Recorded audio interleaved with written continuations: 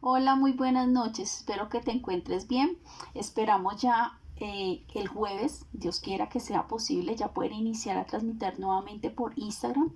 Les avisaría obviamente por la mañana, pero hoy quiero empezar a decirles que hemos llegado hoy con nuestro último profeta, que es Malaquías. Terminamos nuestra serie de todo lo que son los profetas menores. Y esto ha sido un tiempo maravilloso donde yo sé que usted ha recibido mucha palabra, que cuando usted tenga ya tiempo en la intimidad de su casa de tomar la Biblia y leerlo, va a tener un concepto un poco más claro y va a ser más fácil poder entrar a profundidades, porque esta es la idea de este tiempo de estudio bíblico, que cuando usted empiece a leer sus apuntes, empiece a leer la palabra, va a recordar lo que hemos hablado acá. Entonces entremos en materia, si les parece. Malaquías. ¿Qué quiere decir el nombre Malaquías? El nombre Malaquías quiere decir mensajero del sol. Eso se traduce el nombre de Malaquías. El título de lo que es la esencia del libro de Malaquías es un mensaje final a Israel que era desobediente, a Israel desobediente.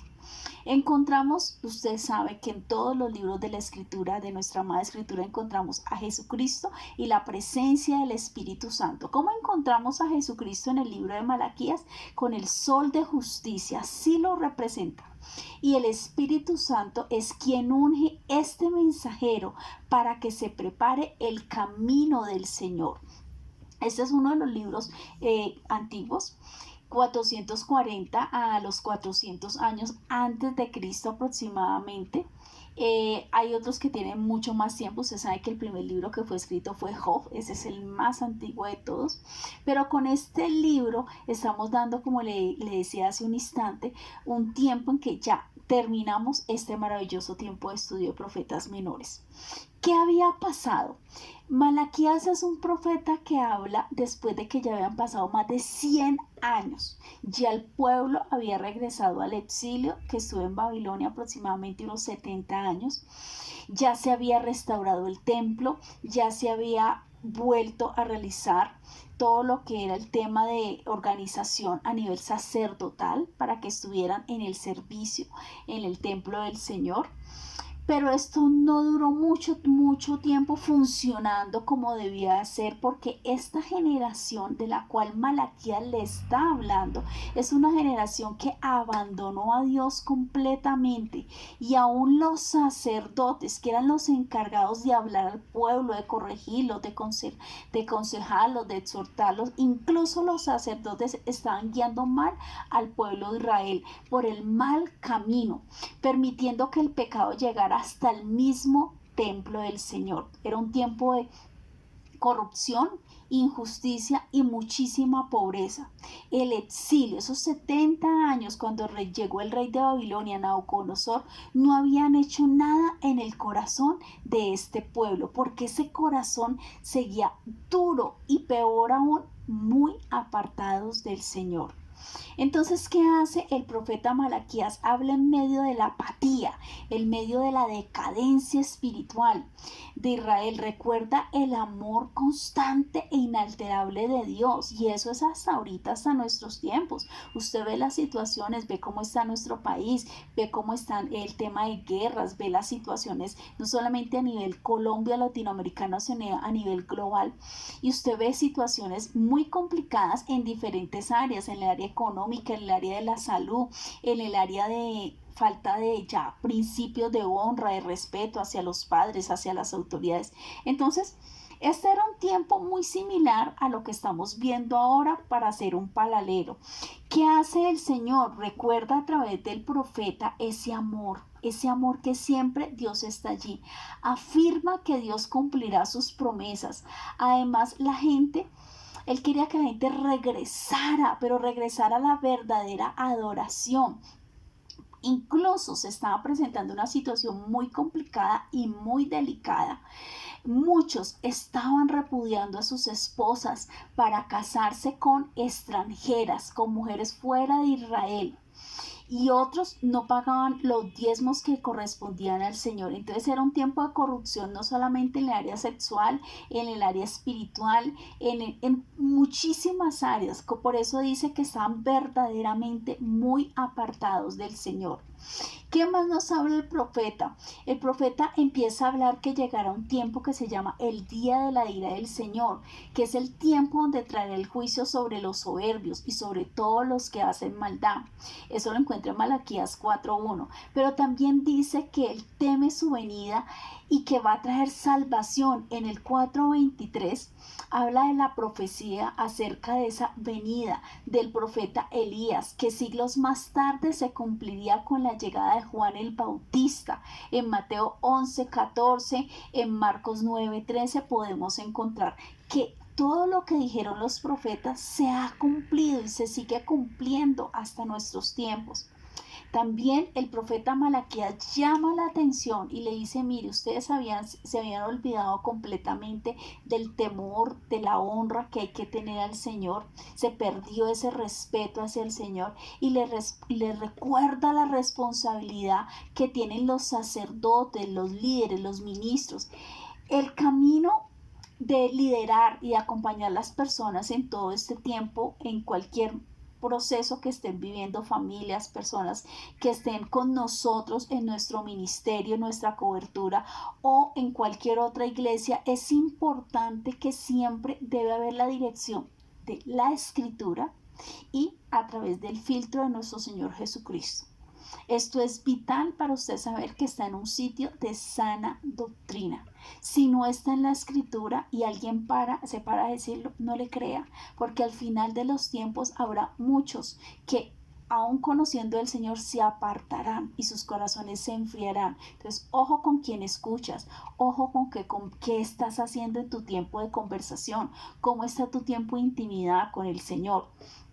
También nos habla de la importancia como ministros y líderes y servidores de tratar a las personas con la manera correcta, porque muchas personas se han alejado incluso de la iglesia, y no me refiero cuando digo iglesia al sitio como tal, a las paredes, al templo, al techo, sino de la presencia del Señor. Ya no buscan una consejería pastoral, ya no asisten, ya no se conectan a una prédica, a un estudio bíblico. Entonces, ¿qué pasa? La gente se ha ido enfriando el corazón y es importante recordar que sin el Señor tú y yo no tenemos absolutamente nada. Por eso decimos todo lo puedo en Cristo que me fortalece, pero si tú no estás unido a Padre, Hijo y Espíritu Santo, tú estás tratando de sobrevivir, pero no estás viviendo la vida que Dios nos quiere entregar, que es una vida de abundancia, de riqueza, de salud, de victoria, de promesas, y eso es bien importante recordarlo. En el bosquejo del libro encontramos varios puntos y voy a hablar un poquito de cada uno de ellos. El primero, el amor de Dios por Israel, lo encontramos en Malaquías 1:15.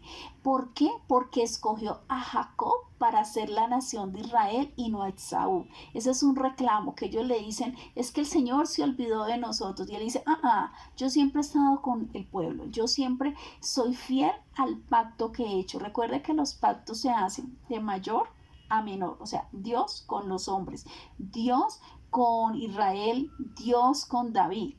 Siempre es así. El único pacto que es entre dos iguales es el pacto de matrimonio. Por eso lo vamos a explicar en el siguiente punto, porque necesito que esa parte le quede a usted bien clara.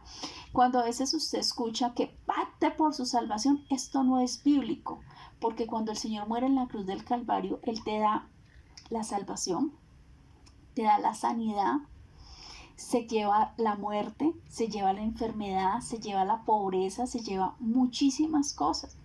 Entonces, no hay forma en que nosotros podamos pagar todo lo que hizo el Señor en la cruz de Calvario. Recuerde que Él dice que nadie me quita la vida, sino que yo la entrego voluntariamente. Y cuando usted logra entender el gran amor del Señor, que Él prefirió morir en una cruz que vivir sin nosotros. Entonces, no es bíblico el que pacte. Es muy diferente si usted quiere entregar una ofrenda por agradecimiento. Eso es diferente, completamente diferente. Entonces, ojo con eso. Si usted está escuchando ese tipo de cosas que le dicen pacto, no, el pacto es de Dios con los hombres. El único pacto que es de iguales es el matrimonio.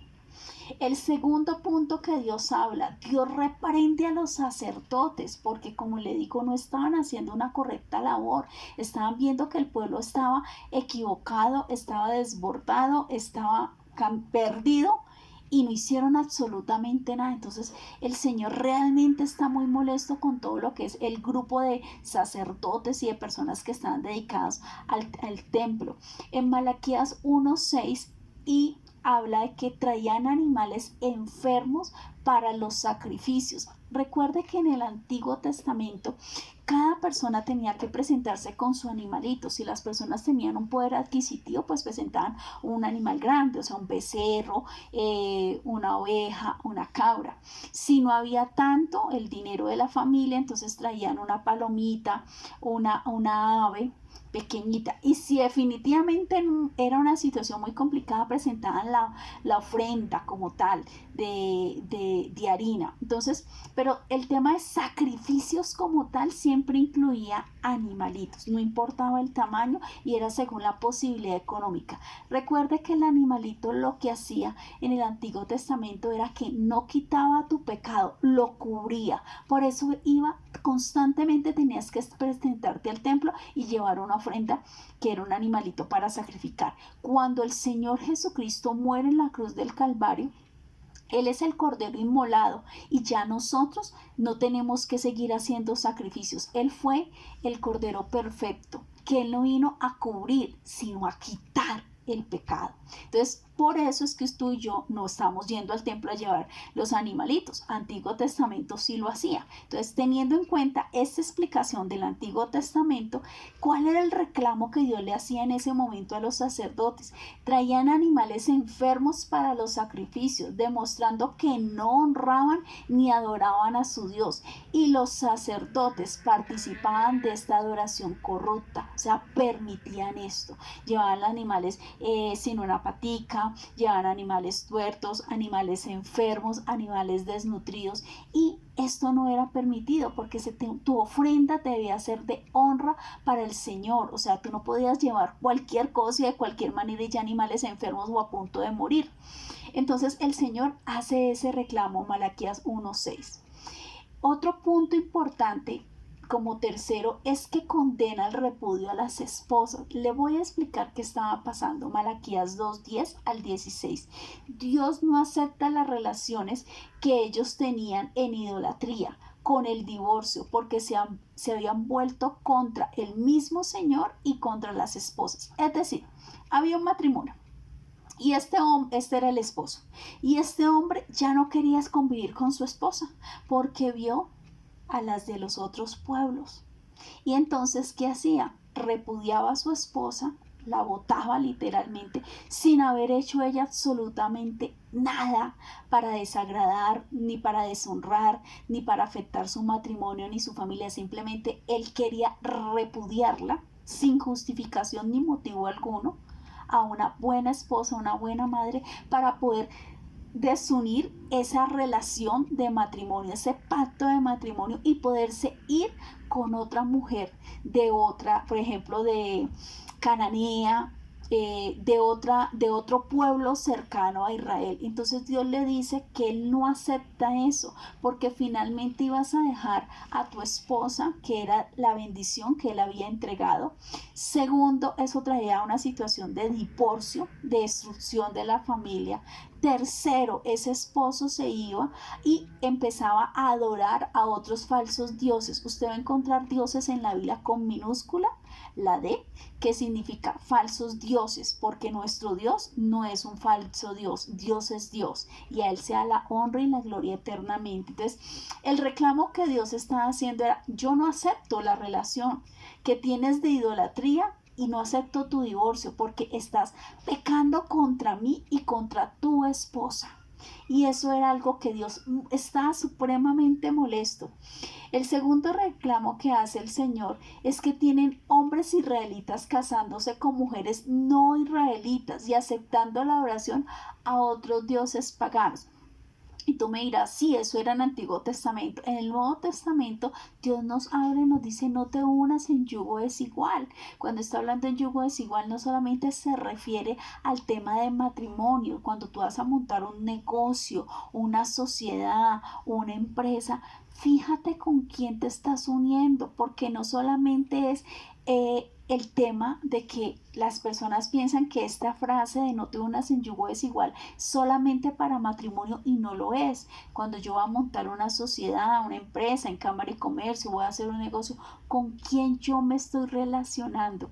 Y cuando dice la palabra no te unas en yugo desigual, está hablando con personas que no adoren al Señor, que no tengan honra ni respeto, que adoren otro tipo de cosas. Y tú me dices, ay, pero es que no hay que ser tan drásticos. El Señor es claro, porque el Señor quiere siempre bendecirte, y Él no acepta, como en el Antiguo Testamento, que abandonaran a su esposa por irse con otras de otros pueblos y unirse y adorar a otros dioses. Dios te dice lo mismo en este tiempo. Oye, no es por nacionalidad aquí, sino que fíjate con quién te unes, que sea un yugo, que no sea un yugo desigual, porque eso va a traer tristeza, va a traer lágrimas. Cuando tú digas que tú vas a declarar lo que es, esa otra persona te va a decir el negocio, no, no lo hacemos así, yo hago esta doble contabilidad, y tú vas a tener problemas después, que hay que pagar esto porque esto es lo correcto, y las nóminas, no, yo a mis empleados no les pago ARLP si llegó el accidente, llegó la incapacidad. Dios lo que quiere es evitarte que tengas problemas en cualquier área de tu vida. No te unas en yugo desigual, ya sea a nivel de matrimonio, ya sea a nivel de sociedad, a nivel laboral o a nivel de cualquier área de tu vida. Sé sabio y toma decisiones llenas de sabiduría. Cuarto tema que toca Malaquías, el juicio de Dios. Eso lo encontramos en Malaquías 2 al 17 y Malaquías 3:5. El pueblo reclama a Dios. Mire esto como es de bravo. Y dice, nos has abandonado. Le hace el reclamo el pueblo al Señor. ¿Dónde está el Dios de justicia? Dicen ellos, el cual no parece estar haciendo nada. Por eso Dios responde, yo enviaré a mi mensajero, que preparará el camino delante de mí, y vendrá como fuego a purificar a su pueblo, para remover la idolatría, la inmoralidad sexual que se estaba viviendo. Vendrá un fuego purificador para que el remanente sea fiel, el pueblo sea fiel. El quinto tema que trata, que es un poco fuerte, pero no voy a profundizar en eso, es el pago de los diezmos. Malaquías 3, 6, 12. El Señor le dice, vuélvanse a mí, pero el pueblo dice, ¿cómo volveremos a ti? Y entonces, ¿cómo así que volver a ti? Dice, sí, porque te olvidaste de mi casa, te olvidaste de los diezmos, te olvidaste de las ofrendas. ¿Y qué es lo que permite mantener el templo en funcionamiento? Y esto está escrito en Levíticos 27:30. Por esta causa el templo estaba completamente en un proceso de deterioro. Por eso dice Dios que nos quiere bendecir con abundancia, pero solo si nosotros somos verdaderamente fieles. Este es un tema que siempre ha traído mucha diferencia por muchas personas. Algunas personas dicen que el diezmo era del Antiguo Testamento, que eso ya out y ya no va. Y otros dicen que sí. Mire, vaya tiempos de intimidad con el Señor. Eso es lo que yo le digo a las personas. Me dicen, es que es mi salario, ¿cómo voy a dar un dinero a otros que yo me lo sudé? Y la pregunta es, ¿fuiste a la universidad? Sí, pero Dios te dio la provisión para ir a esa universidad. ¿Pudiste estudiar esa carrera? Dios te dio la capacidad, la inteligencia, los dones. Todo eso te lo dio Dios. Es que fue una herencia de mis padres. ¿Y quién dio a tus padres eso? ¿Quién puso y dispuso que ellos fueran tus padres? El Señor. Entonces, todo lo que tenemos, ese 100%, es de Dios, no es tuyo. Y el Señor te dice, 90 es tuyo y 10 es para mí. No porque yo necesite tu dinero, porque dice Ageo 2:6, yo soy el dueño del oro y de la plata, sino porque yo quiero probar tu fidelidad. Si no me niegas nada. Y cuando tú entregas ese diezmo, dice que Él ama al dador alegre, al que siembra alegremente. Y así como siembras, vas a recoger. Y es necesario esos dineros para el funcionamiento de la iglesia. Hay que pagar recibos, hay que pagar internet, hay que pagar seguridad social, todo eso. Y ese era el reclamo que Dios le hacía al pueblo. Entonces yo siempre le digo a las personas, ve a tiempos con el Señor, habla con el Señor, ponte a cuentas con el Señor. No es por lo que te diga la gente, es lo que dice la palabra. Y la palabra es la voz de Dios. Cada cual toma una decisión porque existe el libre albedrío, pero nadie va a estar un día ante la presencia del Señor y va a decir, a mí no me dijeron, a mí no me explicaron, yo no sabía, si hubiera sabido lo hubiera hecho. No, ya lo sabes. Es importante cumplir con Dios. Recuerde que el diezmo no se da. El diezmo es una devolución de lo que Dios te dio a ti. Tú no das diezmos, tú estás devolviendo algo y una parte que le corresponde a Dios. Y eso tiene que ser claro. Las ofrendas es lo que tú ya quieras dar en tu corazón o las siembras. Bueno, el sexto tema que es importante, el Señor habla de la diferencia entre el justo y el malo. Malaquías 3:13 al 18. El pueblo se queja y dice que servirá a Dios. No tiene caso. Escúcheme bien, el pueblo como estaba. Los malvados tienen éxito y Dios no hace nada. Esta es la siguiente reclamación y la respuesta de Dios. El remanente fiel será. Y Dios ordenará que en él se escriba el libre memorial para los que fueron fieles. Lean el libro para recordar el carácter y las promesas de Dios. También nos recuerda el regalo divino que la Escritura es para nosotros, porque en la Escritura, en la Sagrada Palabra, nos muestra lo que pasó en el pasado, que nos permite tener enseñanzas. Cada vez que yo leo lo que ha ocurrido y las consecuencias, yo digo, wow, Señor, el presente te permite saber dónde estás, pero también te permite saber las Escrituras hacia dónde vas. Recuerda que hay mucho tema apocalíptico al cual no hemos llegado al cumplimiento. Falta el rapto o la iglesia que sea llevada. Falta la tribulación, la gran tribulación, sigue también el tiempo del milenio. Y todo esto falta, lo que Daniel dijo a sus 70 semanas, lo que Ezequiel habló, lo Isaías. Entonces, la Biblia te permite saber los tiempos, pasado, presente y futuro. Y un futuro que nos inspira porque es esperanzador, porque sabemos que un día vamos a estar con el Señor eternamente, donde le dice la palabra que le enjuagará toda lágrima, que ya no habrá enfermedad, que ya no habrá muerte, que estaremos en calles de oro, mar de cristal, donde no habrá necesidad de sol, porque el resplandor de Dios estará allí y eso será un tiempo maravilloso. Muchos me preguntan si nos reconoceremos. Claro que sí, porque en el cielo va a haber un proceso y ahí cuando estemos en la presencia del Señor va a haber continuidad, perfección e identidad. Allá no va a ser el cereal 222, el 223, no. Sabremos quién, pero no habrá matrimonios como tal, pero estaremos todos en armonía, felices, adorando al Señor eternamente y sirviéndole. El séptimo punto para terminar, el día del Señor se acerca. Malaquías 4 del 1 al 6. Para ustedes que temen mi nombre se levantará el sol de justicia con la salud en sus alas. Malaquías 4:2 está hablando de que viene el nuestro Señor Jesucristo, que se preparen, porque cuando el Señor Jesucristo, por eso todo lo que es la historia se divide antes de Cristo y después de Cristo, no dice antes de nadie más. Por eso reconocemos que Él es nuestro Señor. En el nombre del Señor Jesucristo fueron hechas todas las cosas, lo visible y lo invisible. A Él es todo el honor y toda la gloria. Y un día estaremos tú y yo y Él será el juez, el que juzgue todo lo que tú hiciste. Y Él es un juez sabio que no se le va a pasar absolutamente nada. Conclusiones importantes de Malaquías. Dios dice, acuérdese de la Escritura. Acuérdate de mi siervo Moisés, acuérdate de las leyes del pacto que encuentras en los libros de la Biblia. También dice, yo enviaré al profeta Elías antes del día del Señor, quien restaurará los corazones del pueblo de Dios.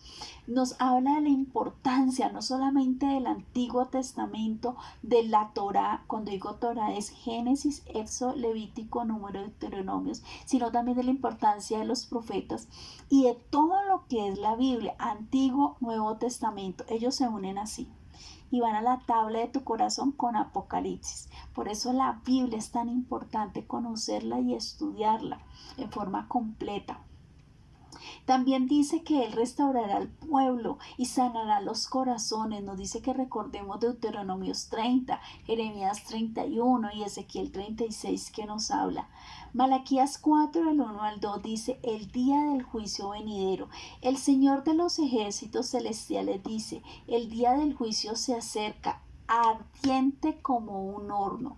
En aquel día el arrogante, el perverso, será quemado como paja, serán consumidos desde las raíces hasta las ramas. Sin embargo, para ustedes que temen mi nombre, esto es maravilloso, escúchenme bien, se lo repito. Sin embargo, para ustedes que temen mi nombre, se levantará el sol de justicia. Con sanidad en sus alas saldrán libres, saltando de alegría, como becerros sueltos en medio de los pastos. En aquel día yo actué, ustedes pisotearán los perversos como si fueran polvo debajo de sus pies, dice el Señor de los ejércitos celestiales. Entonces, ¿qué nos habla Malaquías? Nos hace un llamado al arrepentimiento. ¿Qué más hace Malaquías? Nos recuerda que Dios merece lo mejor de nosotros. En la antigüedad el reclamo era por lo de los animalitos que viven enfermos. En este momento Dios dice, mira, yo merezco lo mejor, yo merezco el tiempo tuyo. El tiempo, sí, el tiempo no es nuestro, el tiempo es de Él. Y Él un día te va a decir, ¿qué hiciste con los 60, 70, 80 años que yo te di de vida? ¿Qué hiciste? Va a empezar por el tiempo. Va a empezar a preguntarte qué hiciste con tus hijos. ¿Los llevaste a los pies míos? ¿Les enseñaste la palabra? ¿Qué hiciste con tus padres, especialmente cuando ya estuvieron muy ancianitos? ¿Los guardaste, los honraste, los cuidaste, los protegiste? Si tú te casaste, te va a preguntar qué pasó con ese esposo, con esa esposa, cómo la trataste, la abandonaste cuando ya pasaron los años y te fuiste con una jovencita. ¿Qué hiciste con tu esposo o esposa? O sea, no habrá un solo tema que Dios no te diga, ven, ríndeme cuentas, ven, hablemos, ¿qué es lo que tú hiciste? Y va a presentarse un informe.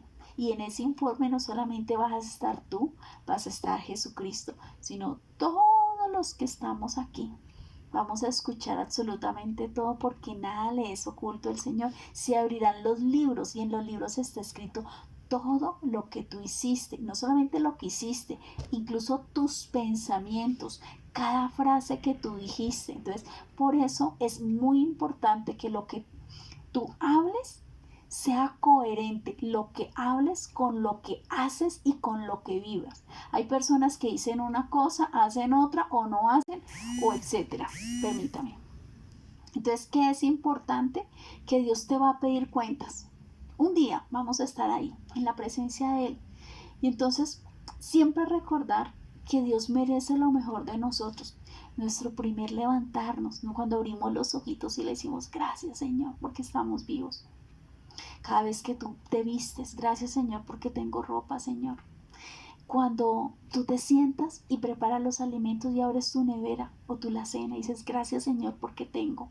¿Cuántos no tienen? Y no estamos hablando de sitios lejanos, no estamos hablando del África, estamos hablando del mismo Bogotá, donde las encuestas dicen que muchas familias solo comen una vez y algunas solo 2 veces. Y cuando usted sale y empieza a caminar, ya sea para subirse a su automóvil, para coger un transporte público o coger un taxi, gracias Señor porque tengo todo mi cuerpo completo, porque no estoy conectado a un equipo, porque no estoy en una UCI.